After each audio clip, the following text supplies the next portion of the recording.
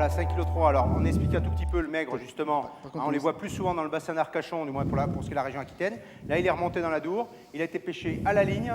Il a été pêché quand? Hier matin, c'est ça? Vendredi. Vendredi, pardon. Vendredi, ça fait un moment, ça. Oh, on est lundi. Ah, c'est pas vrai.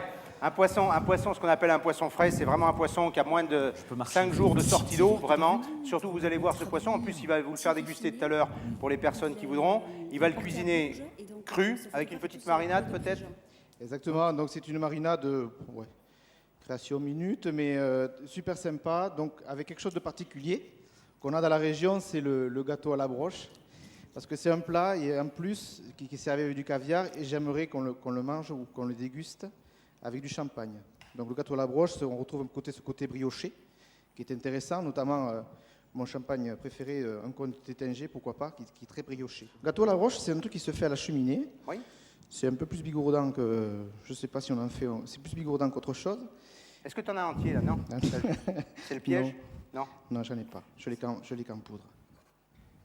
Donc voilà, alors le maigre, là, si on le voit bien, on voit qu'il est magnifique. Il faut savoir que c'est un poisson qui se rapproche un petit peu du bar en termes de chair blanche, mais c'est très très fragile, et ce poisson, il supporte absolument pas d'être moyen ou pas frais. C'est-à-dire que c'est un poisson vraiment qui est fantastique. En plus, là, il va le cuisiner cru. Et j'insiste fort là-dessus, le maigre, c'est vraiment fantastique si c'est extra frais. Par contre, si tu me fais ça, tu peux me Alors, me si tu chauffer veux que je te ça. fasse la technique, je vais te la faire. Voilà, j'ai rien révisé, mais ça Donc devrait je vais démarrer fonctionner. par la marinade. Donc j'utilise une huile de sésame grillée. Avec les poissons crus, c'est quand même pas mal.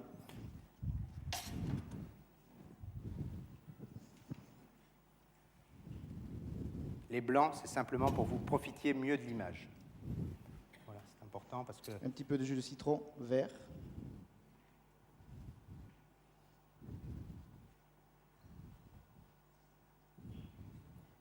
Un petit peu de fleur de sel. Ça, ce sont des petites cacahuètes qui sont enrobées de wasabi. Super intéressant. On en parlait tout à l'heure, donc le wasabi qui est une préparation un peu comme serait chez nous le réfort ou la moutarde, donc asiatique. Et c'est amusant parce que la première cacahuète, quand on la goûte, elle secoue légèrement. La deuxième passe mieux, puis après on s'y fait. Et ça provoque un petit peu ce que disait tout à l'heure Stéphane, c'est-à-dire la consommation modérée d'alcool, c'est ça? Voilà, c'est-à-dire que ça réveille un petit peu.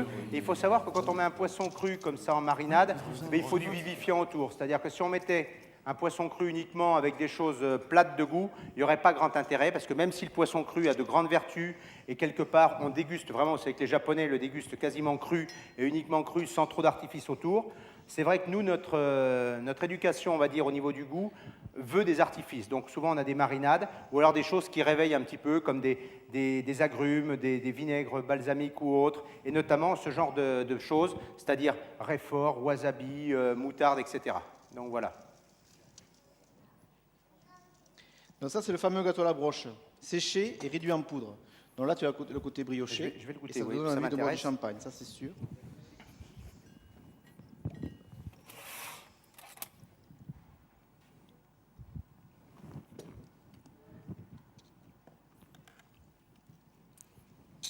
C'est beurré, hein, Tu as vu? hein, très beurré. Non, j'étais obligé de le dire, donc c'est pour ça. Non, je plaisante. Je plaisante, mais c'est vrai. Et par contre, dans ce gâteau, il y a un alcool, quelque chose? Oui, il y a une arôme. Généralement, ils mettent du rhum. Hein. Du rhum, d'accord. Donc on fait des petites lamelles. Vous voyez la fraîcheur du poisson, hein, ça c'est sûr. Il n'y a pas de problème.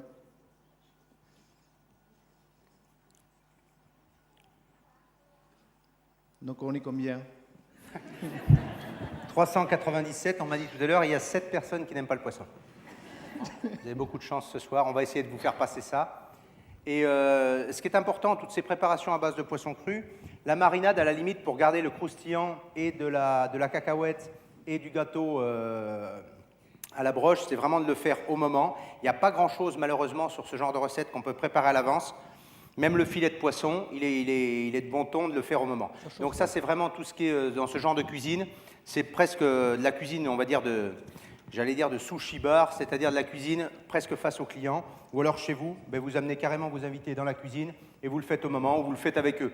Hein, ne vous amusez pas à préparer ce genre de choses 4-5 heures à l'avance, ça n'aurait aucun intérêt. Parce que le gâteau serait détrempé, la cacahuète aussi, et le poisson en souffrirait. de dégustation. Alors que là, comme ça, de façon spontanée, on va voir tous les croustillants, tous les croquants, et on va vraiment mettre le poisson en valeur. Alors on essaie d'enrober tout ça.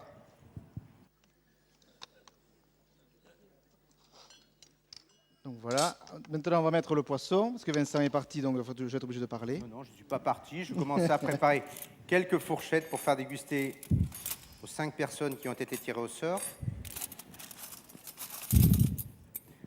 Donc, Gilberte Meunier, est-ce qu'elle est là? Bon, apparemment, tu feras une portion de moins. Voilà. Bernard Arnoux. Non plus. Marie, apparemment, ce ne serait pas la bonne soirée. On n'a pas les bons. Bon, c'est dommage. Bon, mais on va faire déguster en coulisses. Et puis je vais mettre les fameux champignons, où tu as retenu le nom. Alors, les champignons, qui sont du sud-ouest. On s'est mis d'accord tout à l'heure, mais bien, il fallait bien qu'un produit arrive du sud-ouest de Corée du Nord, c'est ça?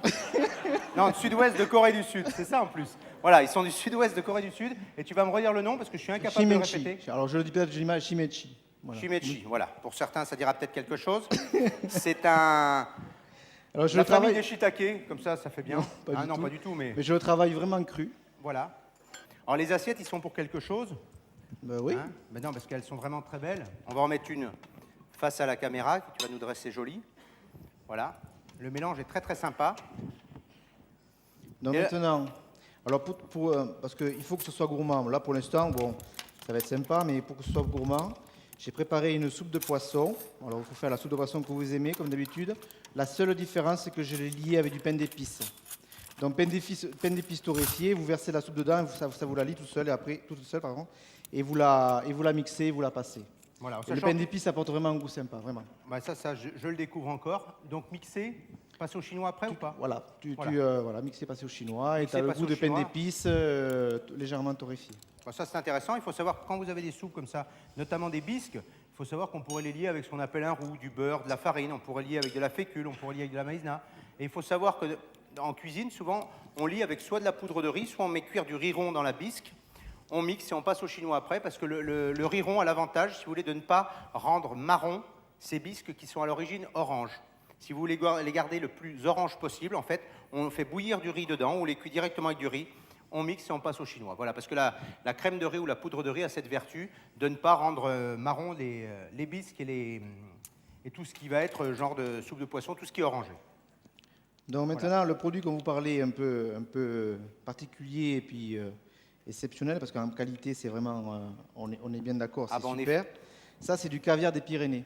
Donc, vous connaissez le caviar d'Aquitaine, mais maintenant, il y en a au Val d'Aran, là, à la naissance de la Garonne. Donc, j'ai rajouté un petit peu de beurre dans la soupe de poisson.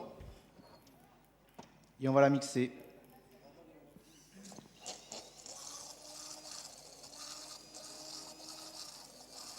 Alors, le beurre, je vais y venir. Le beurre là-dedans, il a un rôle. Déjà, souvent, dans les écoles hôtelières, on explique aux jeunes, monter au beurre. Monter au beurre, ça fait briller. Bon, ça, c'est bien, c'est le côté un petit peu luisant. Mais surtout, il faut savoir que le beurre, par ses qualités organoleptiques, est un exhausteur de goût. C'est-à-dire que vous essayerez une sauce normale, une sauce montée au beurre. C'est-à-dire que ça développe les arômes. Le beurre est un capteur de saveurs qui les diffuse après. Dans tous les sens, essayez un jour, vous amuser, de mettre du beurre avec... D'ailleurs, on le voit dans le réfrigérateur. Le beurre, s'il n'était pas enfermé dans un beurrier, prend le goût de toutes les odeurs. Donc le beurre, c'est vraiment un révélateur de goût. On s'amuse avec, bien sûr. Et comme fait Stéphane, dernier moment, un beurre frais, émulsionné comme ça. Ça ne sert plus à rien de le mettre chauffé. Il n'y a aucun intérêt. Simplement, beurre frais dedans, mixé. Aujourd'hui, on a du matériel pour le faire, soit au mixeur, comme il fait là, soit dans un blender. Et là, on a vraiment du velouté en bouche et on a vraiment beaucoup d'arômes. Voilà, merci pour Stéphane, parce que c'était pas... Merci beaucoup. Merci. Merci.